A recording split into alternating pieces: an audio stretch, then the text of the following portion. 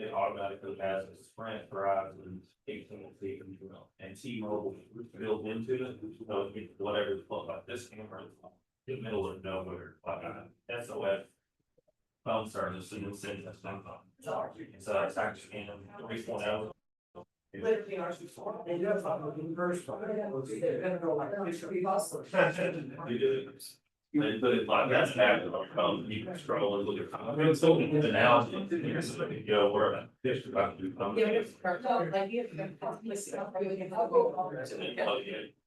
You need one for those. Well, plus a $7 11 for cards, then. Really, you cut it off. That's so bad. You're like, well, up $3. I see it. All right. We're gonna do it. Yes, because that's a walk down, I also noticed it trucks. Yeah, I found the cameras there. Like, we got the videos, or they're about 3 minutes. No, here today.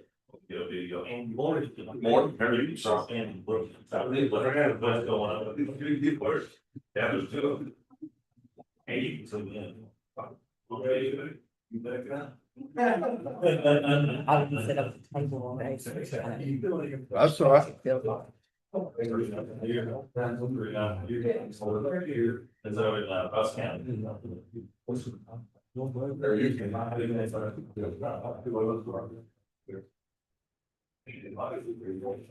You're all right. Yeah. What's in some? I'm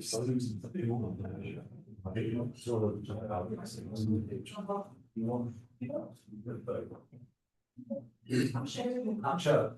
Nice to meet you. Oh, Chuck, no. Yes, sir. Chuck, Paul, nice to meet you, brother. All right. Budget boss, my not be very good. Okay.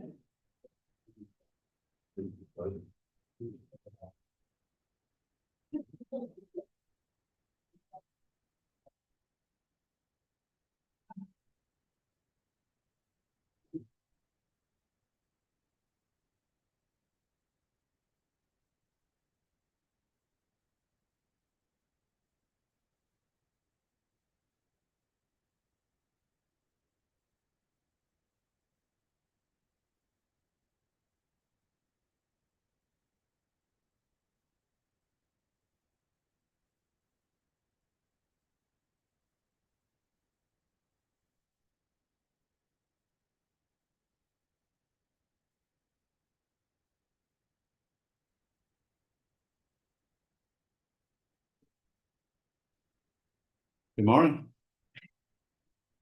All right, 101. We'll call this meeting to order. If you please stand, I've asked Commissioner Martin to lead us in our opening prayer. Dear God, thank you for this day.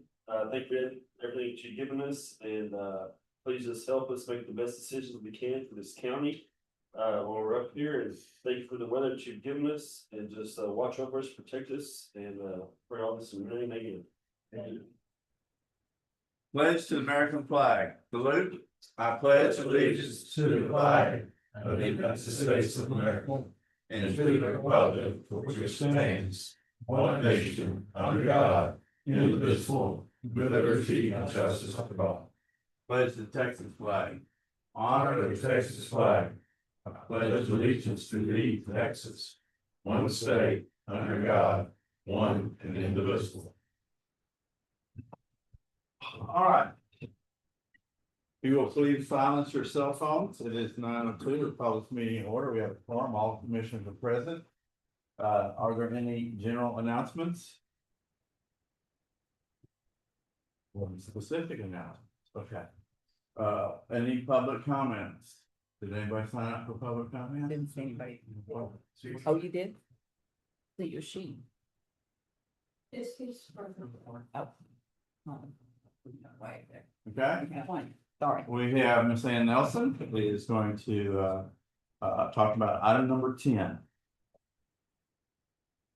Which is, hold on, we'll get there.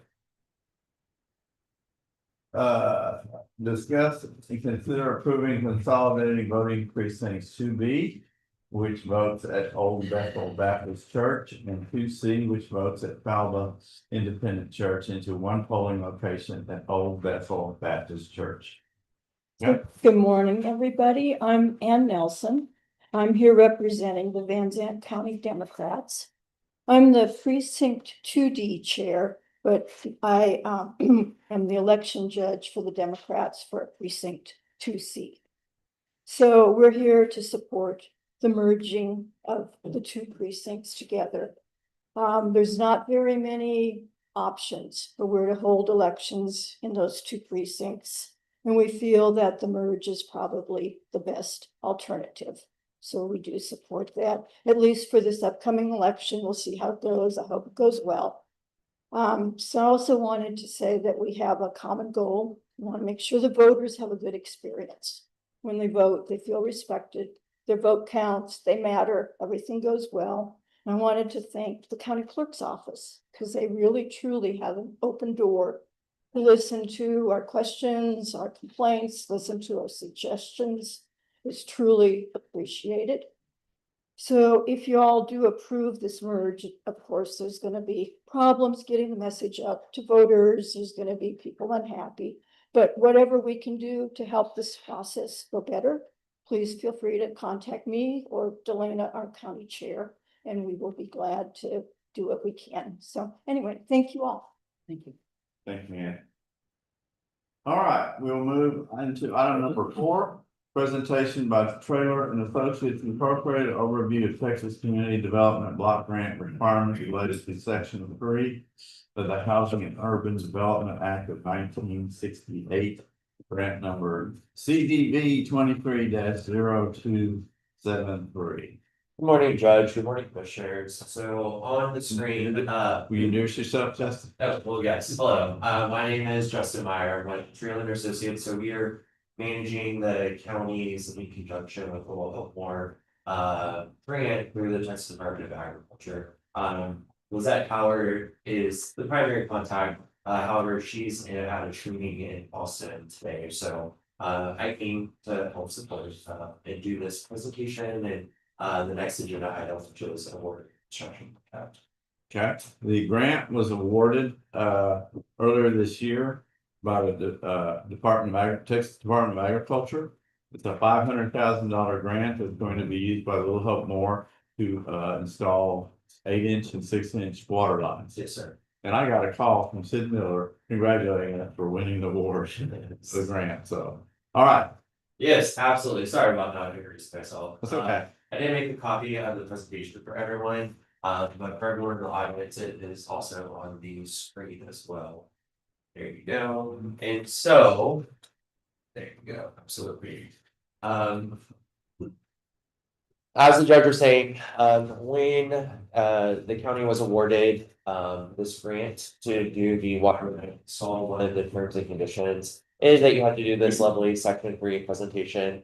We don't put it together, it's actually given to us directly from TDA. We just change out the name for each community in which we work with. And TDA is? Texas Department of Agriculture. All right. Yes, sir. So this is a Texas Department of Agriculture grant through the Community Development Block Grant Program. And so today we're going to be talking about Section 3. So if you go to the next slide, it's kind of tells you a little bit. So Van Zandt County recently received the following grant award. The grant contract number is CDB 23-0273. As the judge said, the award amount was $500,000 towards improvements. It was a $10,000 local match that is being picked up by the water supply. And so this project is in conjunction with Little Hope More Water Supply Corporation. Into the next slide. The grant is funded, like we were saying, through the program called Community Development Block Grant. This is funds originally originating from HUD, the Housing and Urban Development federal funds that are passed down then through Texas Department of Agriculture. So it's federal funds that gets passed to the state agency, and the state agency awards it out to local governments like the county. Going into the next slide, so as a condition of funding, Vanzant County must comply with section 3 of the Housing and Urban Development Act of 1968. To the greatest extent feasible, grant recipients must direct economic opportunities generated by the CDBG funds to low and very low income persons. Next slide. In part, that ensures that section 3 businesses have been informed to submit bids or proposals for the project, and section 3 workers have information about the available job opportunities related to the project. Going into the next slide, so what qualifies a company as a section 3 business? There's 3 different things. It is owned by low income persons. It is owned by section 3 or section 8 assisted housing resident, or 75% of all labor hours for the business in a 3-month period are performed by section 3 workers. Going into the next slide, so the 3 different types of contractors that would be working on this project would be ourselves, which are grant administrators. Then you have an engineer, and then you would have your prime contractor. Grant administrators and engineers, which have already been previously selected, generally don't have section 3 workers. So this is really primarily focused into the prime contractor and any subs that they might have. Yes, so into the next slide. So you may qualify as a section 3 worker if your annual income is below the county's threshold for your family size, or you are a current or recent youth build participant. And then below that are 2 links where you can check information at. The next slide shows the section 3 map for the county, and if any section 3 workers kind of lie in that county or in that area. And then the next slide, it says that Vanzant County will track hours worked on the project based on the 3 categories of workers. This will require collection of certain income information. So there's the little chart, and that, so as the grant administrators, we track all the payrolls. We get certified payrolls from the contractor, and we check all of it. If there is section 3 hours worked by an employee, and then we report that on behalf of the county to the Texas Department of Agriculture. So like I said, this is all stuff that's going to be done behind the scenes. We do it for you, so the county doesn't have to worry about it. But we do the presentation to the county or commissioners court. The last slide is just some information in addition to what we kind of talked about today. That's about all I have about section 3 working. Is there any questions I can help with, or did y'all have any questions about the presentation? No, so you are the administrator of this grant, correct? Yes, sir. And- So we are the grant administrators. So we keep the county in compliance. So there's no clawback or payback of funds. So we do everything to make sure the county does everything properly. Well, while there is no cost to the county, there is a cost involved. in Yes. Complying with all of these regulations. Correct. It's money. Yes. So our fees are paid out of the grant as well as the engineering and the construction. The only match, like we talked about, is the $10,000, which the water supply is paid for in conjunction with the grant. So Okay. it's no cost to the county. Just so everyone does know, different grant opportunities allow for special districts to be able to apply independently or in conjunction like with the county. Unfortunately, through TDA, the water supply could not have applied by themselves. And so that's why they came and asked the county for sponsorship to be able to put in this application.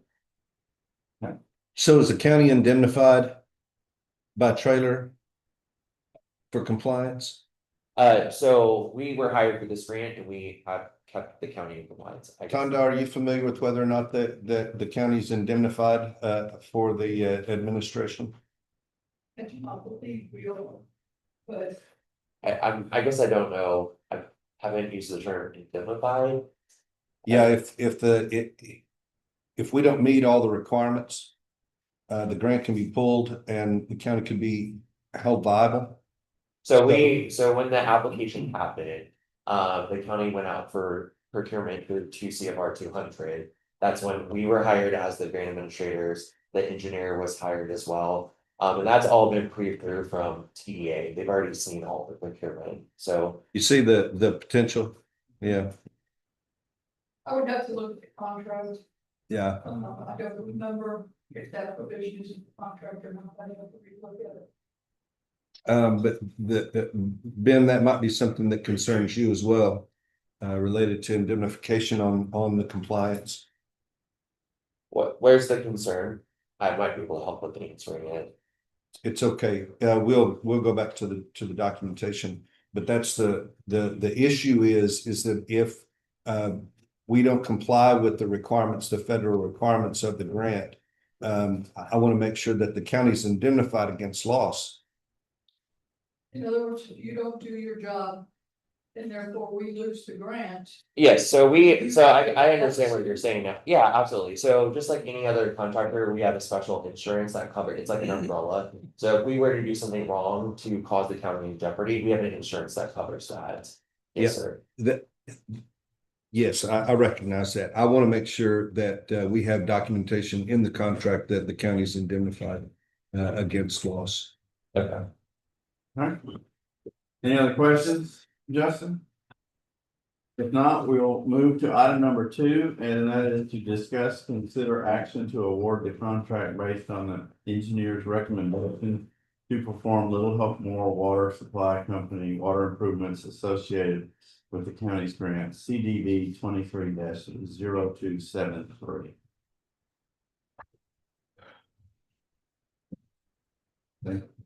Nobody read that, but you want to explain what the process has occurred, how the process has occurred? Absolutely. So when the county was awarded this grant, there's 2 kind of steps that work at the same time. So we as the grant administrators will do the environmental clearance to make sure that the grant project, which the county applied for, and is now under contract, that we get the proper environmental clearance while the engineer itself is doing the design plan. So with this project, Stevens Engineering was the engineer that was hired, and so Kyle Stevens, the engineer, completed the designs. We went out to bid last month. We had a bid opening. What you're seeing on the screen right now is the bid tab, which is each itemized item that was put into those design plans or bid documents. And then as you see across the top, you'll see the different contractors that submitted. So Crabtree Underground Utilities was the lowest apparent bidder. The engineer Kyle reached out, checked references, all had good things that he found. So his recommendation would be to award to Crabtree Underground Utilities. And what's their number of Section 3 employees? So we won't know that until they're working and hired. So we get their certified payrolls. So we have a labor standards department. And so as they submit their weekly payrolls, we check that. There's nothing that says in the contract that you shall have to have Section 3 hours with any of the contractors. You just have to promote it. And so that's where the presentation comes in. That's where then we check it. Most of the time there is some Section 3 labor, but we won't know that until the project is started. So you're not saying that they have to use 75%, that's just the goal? Yes, it is a goal. All of this is a goal. I mean, we technically could have Section 3 workers, or the engineer could have Section 3 workers. But usually when you have like an engineer is gonna have a higher education level, which means a higher rate of pay. Yeah, I understand that. But your my clarification point is that we're not, nobody gets dinged, so to speak, if there are no Section 3 workers. Correct, you're absolutely correct. Yes, sir. Do y'all go out yourselves and personally interview the workers? Yep, absolutely. That's I actually. know you don't have to do it weekly, but No, actually, you only have to do it once, and that is one of our requirements that we have to do on behalf of the county. So we will do random employee interviews, where we will show up on site one of the days that they're working. And we will individually discreetly interview each employee to make sure that the certified payrolls that are being submitted to us is actually accurate to the rate of pay of which they say. And if there is a change in employment for that company, are they required to notify you so that you can interview that person? So we just have to collect all the certified payrolls during the duration of the grant. So if they're changing staff in and out, that doesn't necessarily matter to us. We just need to know who's working on that specific day. Their certified payrolls, it will tell us every employee that was on that job site that Yeah, day. but I've been involved in some of that, and I know that the payroll sometimes is not as accurate as they're saying it is. Right, so they will have to submit, and we check every single payroll, if they do have a change in employment, it would have to be reflected through there, like, we're not gonna be on the job site every single day. No, I understand that, but. But I'm that's, saying, and I though, think that's kind of the point, that there's. The employee interviews are actually required by TDA Right. and some of these other funding agencies, and that's why they're supposed to be in that window, so we can get that Right. exact employee's name. So. Like, All right, is there any further questions for Justin? If not, we'll move to item number 5. Discuss, consider action to award the contract based on the engineer's recommendation to perform Little Hope Moore Water Supply Corporation water improvements associated with the county's grant CDV 23-0273. I don't see where we can do any action on that if we're not, satisfied with the wording in the contract on what Commissioner Cliff was asking. Am I wrong? If they have to review the contract to make sure that's in there? That were indemnified. Why don't we go ahead and make a motion and pass, giving the judge, you know, the authority to sign that, and then we'll work with Tonda just to make sure that there's either indemnification or it's not that big of a deal, whether they. I just want to clarify. I appreciate that a great deal. I appreciate that a great deal, but it sounds like that, you know, this is one of those things that, you know, it's like, asking somebody to make sure that they have an adequate number of low-income workers Right. to do a highly technical job that's, you know, that's a lot health safety issue, and it's unlikely that that's necessarily going to be the case. So I think that maybe we just say we make a motion. I make a motion to approve this, the judge executing this contract pending. We'll take a closer look at the contract and make sure that we have the ability to be either indemnified or it's not an actionable issue. So if it's in there, then it goes through. If it's not in there, it doesn't go through. Have you all seen the contract? I have not seen the contract.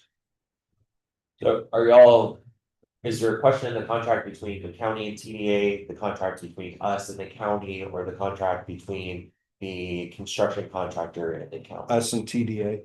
Us and TDA. Yeah. Yeah. I feel like that they have probably done this enough that it's in there slightly, but It's I like, understand where you're coming from too. yeah, I just want to make sure that Van Zandt's not, Yeah. that's my concern. I feel like we're covered, but Okay, the motion needs to state the following items. It needs to state that the awarding the bid to Crabtree Underground Utilities LLC for the amount of $369,954.79 for the grant CDV -230273 for Little Hope Moore Water Supply Company water improvements, water main improvements. Those items need to be specific in our motion, and that'll be pending the indemnification notification. What you said earlier is what I meant to say. We're not executing the contract until you see that we're not indemnified. Oh, we are, I can't even say it. Is that what you're saying? Indemnification, that's correct. We're not gonna execute it until we're sure of that. That's, So we're gonna make a motion that the judge can sign it when we're sure of that. as he read it, that we'll take a quick look at that TDA and county contract and make sure that we're not liable. Where does the other, judge just said it's 363,000 or whatever, 68. where's, it 69. was a $500,000 grant, where's the other 132,000? Engineering and administration. So the That's just for. actual construction budget for the contract is 417,180. So we did come in under budget. Historically, what happens and what we recommend, and the engineer will most likely say the same thing, is you can change order up to 25% into it. So usually when we clear environmentally these projects, we'll do additional just in case something like this happens, so you don't have to send the money back. So additional clearance was done. So our recommendation at a later date would be, because we have X amount of dollars left over, let's do an extra 200 or 300 linear feet of water line improvements that's already been environmentally cleared. So you don't have to send the money back. That will come at a later date once we can get you an exact number, but yes.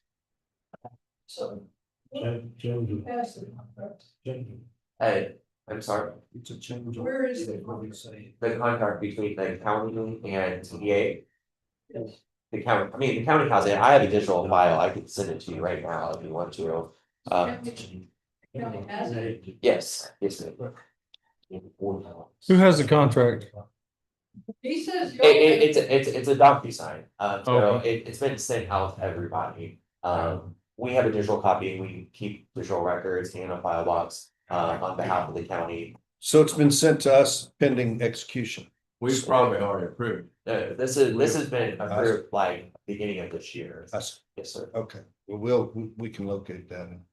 I mean, I'd be happy to email a copy. I don't think it went to all the commissioners. It probably went to the judge's office, correct? Yes, Well, I would not have signed it without Commissioner Court approval. So I'm pretty sure it came to the Commissioner Court for approval. Okay. We had been something that Sandy, you know, usually Angel was brand, she kind of oversaw the brand. So it may have been through the auditor's office and, There's a file in the auditor's office, more than likely. yeah, who we had. I would be happy to send a copy to the judge and the judge can disseminate it to whomever. I would do that as soon as we get finished. If it came through Commissioner's Court back in January, we should have it in the minutes also. Right. So we just need a motion to make sure. We've already If got it's it. in- Motion's been made, We've already got it. there hasn't been a second, yeah, I'll second that. all right. Motion is made in a second, is there any further discussion? If not, all those in favor say aye. Opposed, like sign. Motion passed. So. Second. Item number Thank you. 6, discuss to consider allowing the use of the county courthouse property for events to be held on Wednesday, September 17th in recognition of Constitution Day. September 17th is nationally known as Constitution Day, and actually the state has mandated that schools promote this very thing and educate students about it. We have two groups that have requested to have events on the courthouse lawn. The Republican Party of Texas wants to have an event celebrating Constitution Day in the front of the building on the north side, and the Natchez chapter of GAR with Kerry Wolverton has requested to have Bells Across America event on the west side of the courthouse from 2 to 4 o'clock. That is a national event where they ring bells across America at 3 o'clock everywhere. And so both these individuals, the organizations have requested use of the county courthouse lawn on that day. And so I guess I'm looking for a motion to approve. I'm motion to use. Second. Okay. Is there any further discussion? If not, all those in favor say aye. Opposed, like sign. Motion passes. Item number 7, discuss, consider authorizing a septic variance on 542 Van Zandt County Road 2923, Layback, Texas, 75147 in precinct 2. Yes, this is a difficult situation. We have a family family of 4 that lives in a single family residence. And grandmother is getting to the point that she needs some additional assistance in her in family support, so to speak. And what they're asking for, they have 1.54 acres. The existing home sits at the front of the property, and it has a septic system that extends between the house and the road. The balance of the 1.54 acres is behind that existing home by about 150 feet.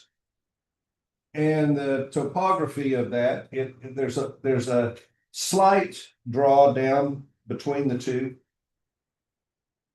So what they're asking for is to move in a small single wide mobile home to the back of the property and have an aerobic system installed specifically for this second home, so that grandmother can live in that home with her daughter, who is the applicant is here today. And she will take care of her mother in that home there. And when she's not there, they're right there next to grandchildren and great grandchildren, so that they can assist with this. Now, why this is coming before the court is because we have a rule here in our county that says that we want 1 single family residence per 1 acre of property, and this is 1.5 acres. So the fire marshal is not, they don't have the liberty to give a variance. And I visited with the applicant. I've looked through all the documentation, and I understand that the reason for our prohibition is we don't want a bunch of half-acre tracts or quarter-acre tracts with the aerobic system that's built by developers, or a house up front and 5 or 6 houses behind that are rented out. But that's not what the situation is here. We've got a family who's trying to support and help under a medical issue, grandmother back in the back. And so what they're asking for is for a variance from now they could do this 2 houses on 1 tract if they put a large septic system in the middle. But the problem is that the large septic system in the middle is cost prohibitive, A, and B, the land is not, the topography of that, with both of those going down, the fall would be too great for the septic system to be placed in the center between these 2. So they're asking for a one-time exception for this. And if you guys wanted to put conditions on this, that I'm sure that would be fine. But in this particular case, the aerobic system is going to stay back off of everyone else. And it gives this family an opportunity to care for their own, and the burden to the county would be negligible, if anything. But they cannot connect the back house to the septic system that sits in front of their house because of the topography. And they can't really put one, in my opinion, in the center between those 2. So I will make the motion to approve this variance so that they can effectuate this setup here. I'd second that. Who's second? Cliff, if, I agree with this, but how do we say in the future, something happens and this lot comes up for sale? Mm-hmm. Do we have something in the clerk's office or wherever it needs to be? Yes. What would happen here? What we need to do for, say if I want to come in and they want to sell this and I want to buy it, I'm going to do the same thing, but it's for, I'm going to rent that house out, which is totally not the purpose of what they're. Sure. In the future, there's always grandfather language. In fact, if you read through carefully, there's grandfather language.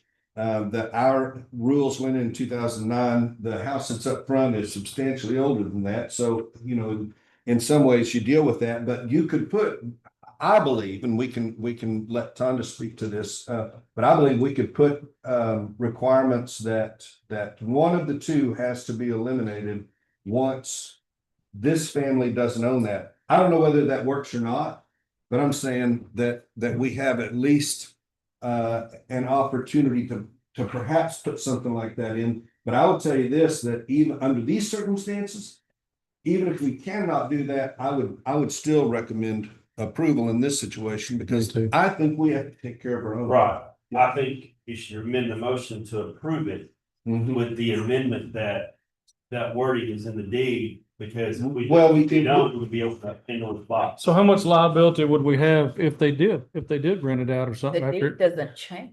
You're The not deed's not changing the gonna deed. change. Yeah, I agree with that. The deed, there can't be a change to the deed, but I don't believe this is in a platted subdivision. I believe this is just an acre and a half that they own. So let me address it. First of all, our agreement with TCEQ does not allow for variances. However, my understanding of the law is that even though our agreements with TCEQ says that there must be at least an acre, it does not say there cannot be two OSSF systems on that acre. I currently own 1.6 acres. I was looking into doing the exact same thing, bringing in a mother-in-law, bringing in a tiny house. Because my aerobic is way over one end. Her tiny house would have been on the other end. I talked to the OSSF people and said, oh, but your spray heads are over here, as long as there's no overlap between the spray heads, you can have two systems. So I agree, I think there's a way to get it done, but I do not think you have the authority to grant variance from our agreement with TCEQ. Yeah, You can grant a variance, to have two systems on one, on the one the lot. way I read our agreement with TCEQ, having two systems on a 1 acre, 1.5 acre, Mhm. is not a violation of our agreement with TCEQ. So we don't even have to grant a variance then. Correct. We'd be better off not to grant a variance and just let them do it. Yeah, I don't think you have the authority to grant variance. I think it would be a null act if you did. But I think this can get done by using other language. And I agree it needs to be. Because this is a unique circumstance, and you can have people, you always have people that break the rules or whatever, but I could come in there, well, I'm gonna do the same thing, we let them do it, but I'm doing it for profit, for rent, Yeah, which is a totally different situation than what we're looking at here. That's And exactly right. that down the road could possibly turn into a rent. Right, It can. and then you start that, and then all of a sudden, next thing you know, you come all over the county. But the fact is that in this particular instance today, where we at with this one is it's not. And honestly, if what Tonda's saying is the direction that we're gonna go, it's not gonna matter. All it is a directive to the fire marshal's office when they're inspecting OSSF that they have the right to approve. And so that's really what this is about, is that our fire marshal, now, if what we're saying is the way that we are going to go, they'll know that we're not opposed to two systems, as long as they meet all of the rest of the TCEQ. And they don't overspray each other, and they don't spray on the neighbors, et cetera, And et it's cetera. not in a subdivision. And it's not in a subdivision. You couldn't do this if it was a subdivision. Or if they were dividing one. Because That's the right. subdivision already has the rules of one. I wasn't sure on that, why you say no subdivision. So if we don't need to authorize the variance, do we need to withdraw the motion and? I think that's fine. I think we have, I think we've fleshed it out, and I think that this gives the fire marshal's office, the notification from the commissioner's court Right, and that, that's what the fire marshal's office keeps. that's right. Something from you guys that says that you don't require one system on 1 acre, that if the system can be safely done, and if it's not in a subdivision, 2 systems on an acre is fine, or on more than an Or acre. if you in agree with that, or do you see a problem with that? Go ahead. Sharon has some things to say, but she's the designated representative, she's the one that has to sign off on it. To be clear, we didn't have, like, with it being a mother-in-law, trying to take care of family, we didn't have a problem with it. We just presented other options that would make it right. And then according to, if the information that we got back was they didn't want to do the option that they could give them, to make it right.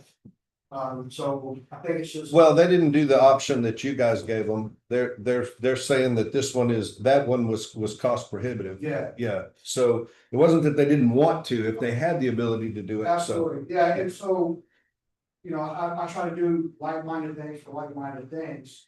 So for example, in the fire code, if they say that something has to be sprinkled, they can't come back and say, well, I can't afford to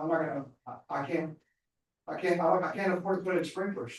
Like, that's kind of the cost of the way that things are. But Sharon has some things to say about it as to why she, gave that particular option. Because there's, a lot of stuff goes into it, the soil analysis, the one that's already there, the adding of the single family home. Plus, always, what I'm asking my office to do is, let's not look at the right now, let's look at 15 years from now and the effects that it can have.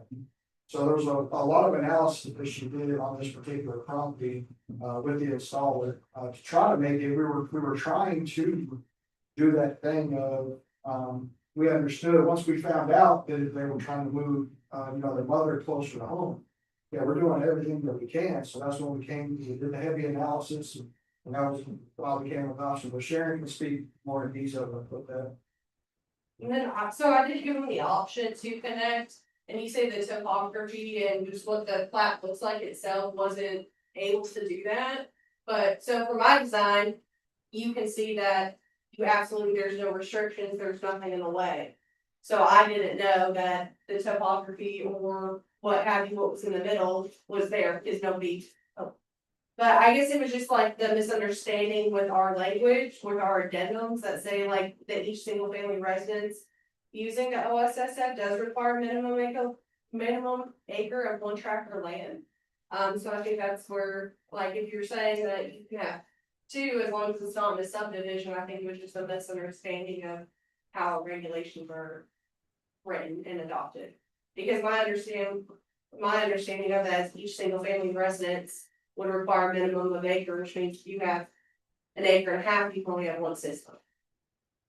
That's understandable. That was my understanding. That's understandable. And it's good that we had an opportunity to talk about this. Yeah, but at the same time, I feel like that if any of us sitting in this court wants to help our family, parents, Well, then and we need because to try to make that worse. with my question from moving forward, then is where does that end? So if you have 2.5 acres and people want to put 6 systems out there and they have the room for it, is that something that I allow them, since I just deal with the OSSF? I think it's just moving forward. What does that look like and what are my responsibilities? And So that's where I'm kind of. right, first of all, you have to look at, can it be done in compliance with safety and the environment and all that, but really, when these people acquire this share of land? Applicants here, can you shed light on when y'all acquired the original tract of land? 13, There's nowhere else to go. Like it's not, I guess it's not landlocked, but that's all there is. So there's nowhere else with us from to buy. and again. Looking at our agreement with TCQ, which is what, as your lawyer, I didn't want us to be in violation of. It's not a platted tract, my understanding.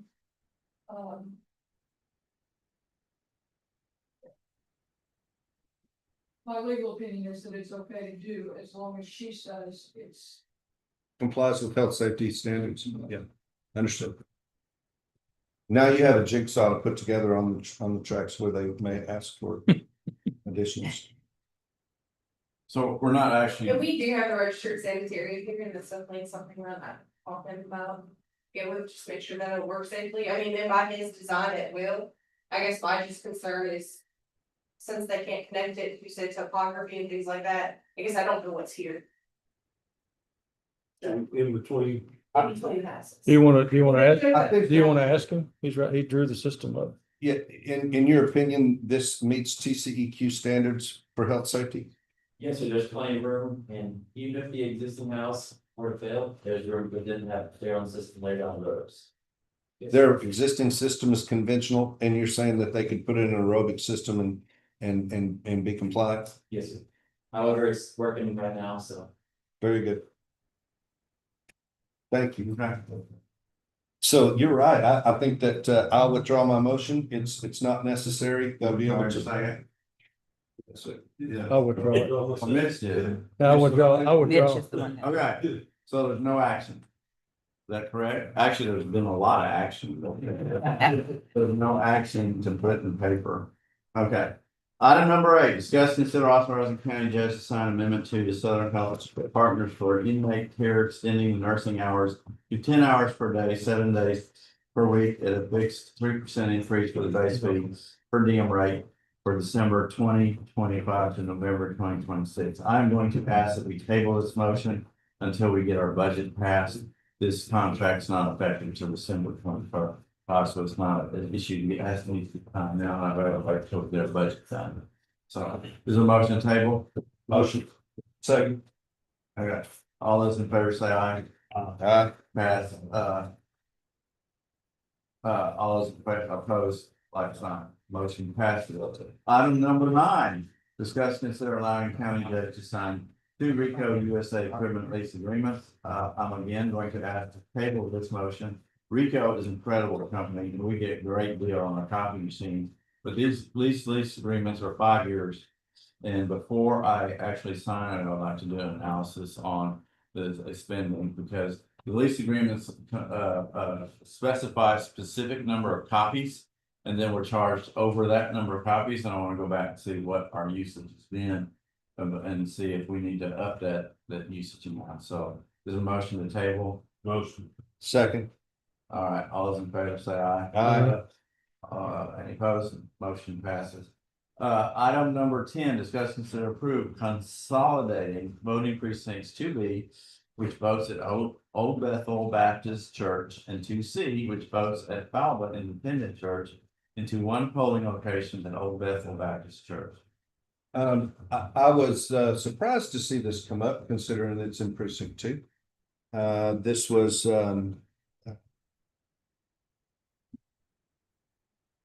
there have been some difficulties with one of the polling locations in precinct 2. We had worked, and I thought we had located a location that we could go to. I want to regroup with the precinct chairs to identify whether or not our alternative location is a workable solution, or if it's not. I think that just generally speaking, while I appreciate Ann's direction and that we want to, but we definitely want to make sure that all voters in Van Zandt County have access to polling locations that are near their homes, that are close by and meet all of our requirements. So I would ask that I have an opportunity to meet with precinct chairs who operate these elections on the Democrat side and on the Republican side, so that we can determine whether or not a consolidation of these locations is going to be most prudent. So that's what I would ask today, is that let's have a little bit of time. Susan, is there a time requirement that we have to do this today in order to comply with the rules for the election?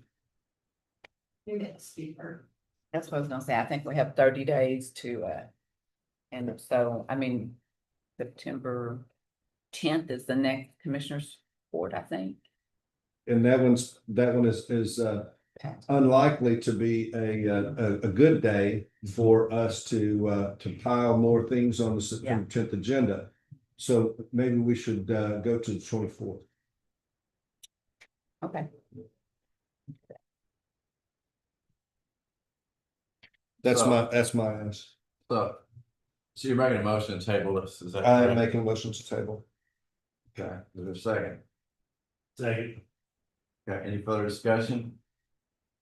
All those in favor say aye. Opposed, like sign, motion passes. Item number 11 is a workshop where we are going to discussion on traffic control issues on Van Zandt County Road 4500. Judge, can you go up cat on that TV right there? I don't know off, but yeah. Okay. The safety manager of door control called or emailed me last week. And, the auto door control, it's one of, if not the largest employer in the county, and it's on a county road. And it's right across from my barn, and, the way it's set up is on the east side, you have all door control. It's a lot of buildings and a lot of employees.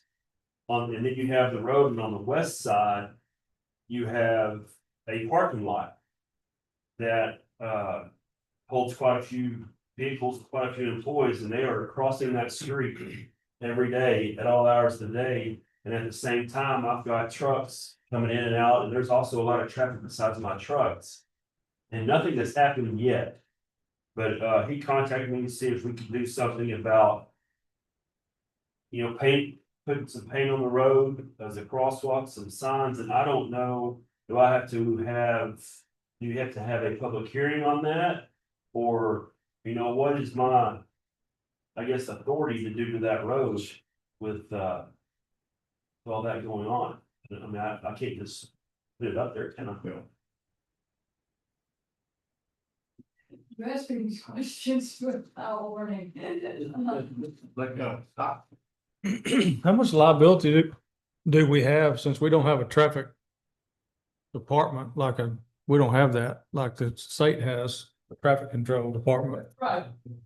Have liability if somebody else get injured, an employee, that if one of our trucks hits an injured employee, we will have liability. Without a crosswalk? If we put a crosswalk and then we hit somebody, we'd be liable, right? Well, I mean, it's not just our trucks, it's our vehicles, it's our contractors' vehicles. And then there's just a lot of traffic right there in that little area. And you're talking probably about 700-800 people in this little area on this county road. So are you going to put like caution, slow signs, or you want to take something on the road? He suggested, when I talked to him, we talked about paint on the road or some signs or just anything. I remember the speed limit sign, we blanketed it to where we don't have to come to court for every road.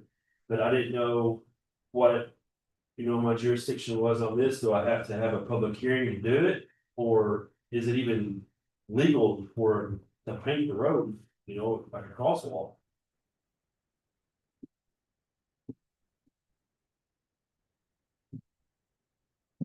I'll show you where it's at. Or Judge will show you where it's at. Okay, right here. Oh. This parking lot right here. Here's our barn. Right here. And all this right here. All this whole section. Plus some down here is door control. That's the post office. There you go. All this right here is door control, and they're expanding over to here. They're using this parking lot, and plus all this is full. And then, you got people crossing for when they park the cars here, and also at lunchtime, a lot of them walk to here. So, and here's 64. So I mean, it's just a ton of traffic between here and here. And so we're trying to figure out what we can do in this little section right here. The traffic's not just your road and bridge people, but it's also them. Yeah, it's them, it's the road and bridge people, it's the asphalt contractors that we have. It's a lot out there. When they have a lot of supplies that come in. Yes, Too. yeah, it's all of us combined. It makes a lot of traffic. You ever thought about going out your back door? Like just making you an entrance and exit on your backside Right here, to the back street on the west side? and then you can see here, and have all your traffic coming through here. Well, you've got, yeah. I mean, that's not what you really want to talk. Are we all under the same MUTCD, like county, city? Man, like the state's under an MUTCD, it's like a manual of uniform traffic control. Are we all under that? Well, I'd rather not do that because if you're talking about 48-ton trucks coming right here, then making that turn, that's just gonna be jacked up right there and then making one, I mean, so I'd rather not do that. What do you want? What do you want to do? I want to do something right here to let them, Just a cross pedestrian crosswalk. yeah. Maybe signs. I mean, so maybe I'd have to go to the post office. I'm sure they wouldn't have I guess we got the easement, but like put a sign right here. And then I don't know, maybe make like a 10-foot yellow paint. To where it's hey, well, it's obvious. But I don't know if I can do that without permission. Of course, I gotta have permission from the court, but do you have to get permission from these neighbors here? Or do you have to get permission from the people and have a workshop over it? Or can I just do it?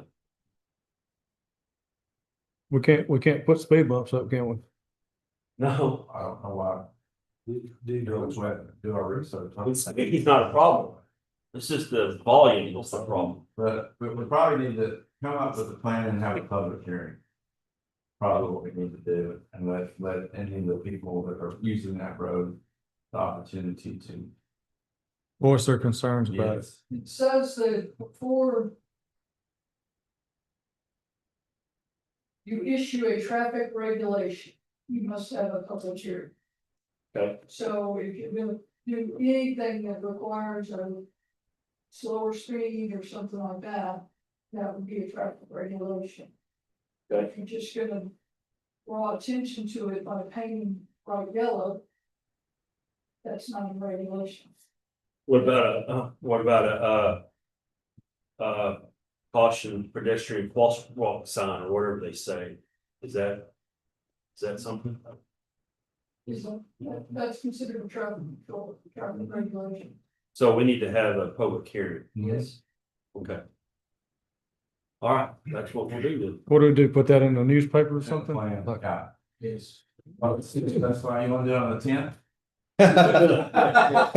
No. So it's not back on the top. So I have a question about that.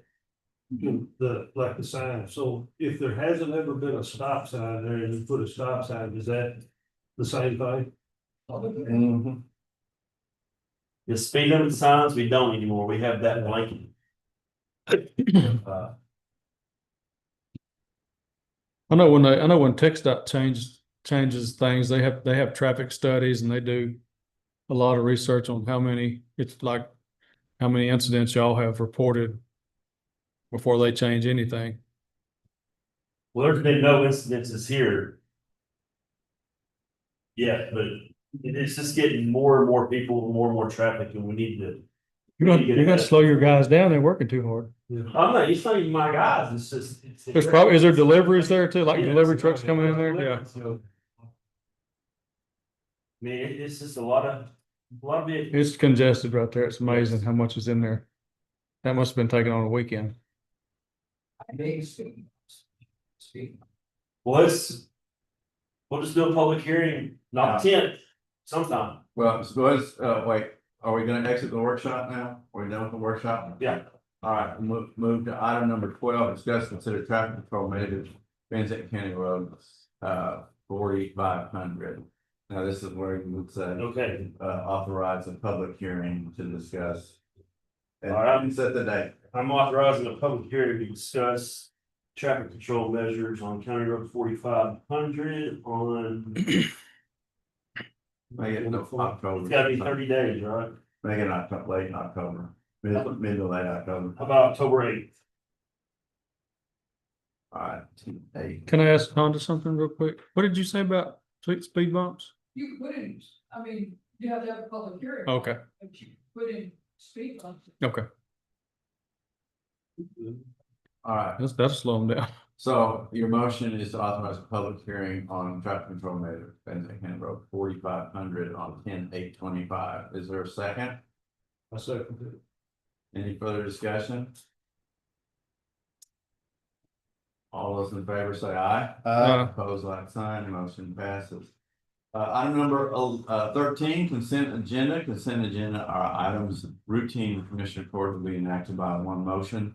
No separate discussion on these items unless the county judge or commissioner requests an item to be removed from the consent agenda considered separately.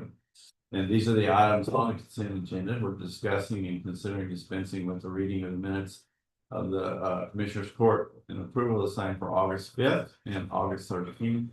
Discuss, consider approving county bills for payment as submitted. Discuss, consider ratifying county bills as submitted. Discuss and consider approval of fiscal year 2025 line item transfers. Discuss, consider monthly reports submitted by various offices and departments, county government, and approve entry of same reports minutes as a matter of record. Discuss and consider acceptance of the July 2025 financial investment report of the county treasurer to be entered into the minutes of the commissioner's court. And the final one is discuss, consider approval of proposed installation pipe and or utilities. I assume there are none, so there's none listed. Okay, none listed. All right. So is there a motion to approve the consent agenda? I make a motion we approve the All right, consent agenda. motion to the man, is there a second? I'm deciding who's the second. Yes, Keep balance. I second it, because I'm about balance. So. You're indemnified. All in favor, say aye. Aye. Opposed, like sign, motion passes. All right, it is now right at 10 o'clock. We are going to exit our regular meeting, go into a closed executive session in compliance with section 551.074 of the Texas Government Code to deliberate the appointment, employment, evaluation, reassignment, duties, discipline, or dismissal of a public officer or employee, or to hear complaints or charge against an officer or employee. We will also have an executive session on section 551.071 to seek advice from his attorney regarding pending or contemplated litigation or consultation with an attorney regarding matters protected by the attorney-client privilege. All right, so we will now exit our regular meeting, take a 5-minute break, and come back at 10 o'clock.